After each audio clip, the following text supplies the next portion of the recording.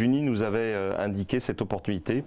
Nous avons été en concurrence avec les plus grands clubs européens et même français, puisque à un moment donné, le PSG était pas très loin.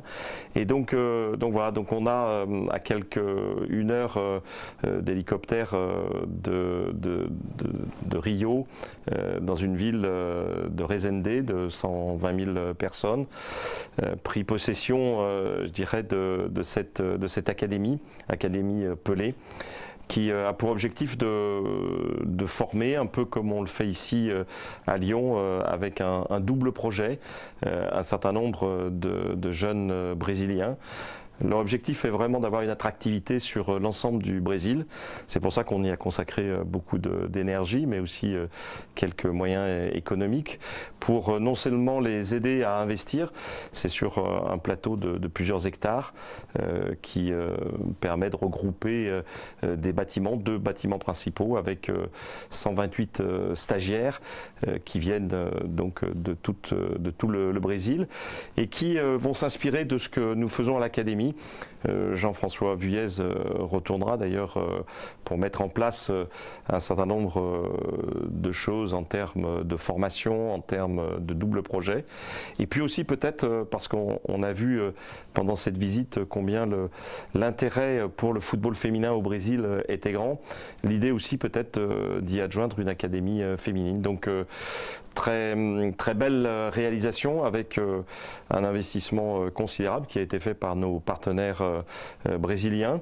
Et puis on a pu, au gré de ces visites, tisser des relations qui nous ont permis, avec Juninho, mais aussi avec les principaux associés, d'envisager un développement véritablement international à cette Académie Pelé. Non seulement nous allons investir économiquement aux côtés des actionnaires principaux, mais aussi en termes de savoir-faire. On va apporter notre know-how, notre connaissance d'une formation avec le double projet. Et on a imaginé en fait que le sourcing, c'est-à-dire l'approvisionnement, si on peut dire, en termes de joueurs, puisse être jumelé à notre engagement. On aura donc un certain nombre de priorités dans les joueurs qui vont sortir de cette académie, qui nous permettront, ces priorités, de pouvoir, sur les générations de 15 ans, 17 ans, eh bien de pouvoir entretenir déjà des relations privilégiées avec ces jeunes joueurs et de pouvoir leur proposer, s'ils le souhaitent, de venir à Lyon pour les meilleurs. Oui, il faut prendre les bonnes initiatives et c'est vrai que comme on touche à beaucoup de sujets qui sont cohérents avec l'Olympique Lyonnais, on aura certainement à reparler aussi de l'Asvel qui joue ce soir son deuxième match, à reparler de cette salle événementielle. Et puis, c'est vrai, l'arrivée d'un nouvel entraîneur. Je voulais tirer un grand coup de chapeau à Reynald Pedros qui a su, pendant ces 2 années, amener l'équipe au plus haut niveau.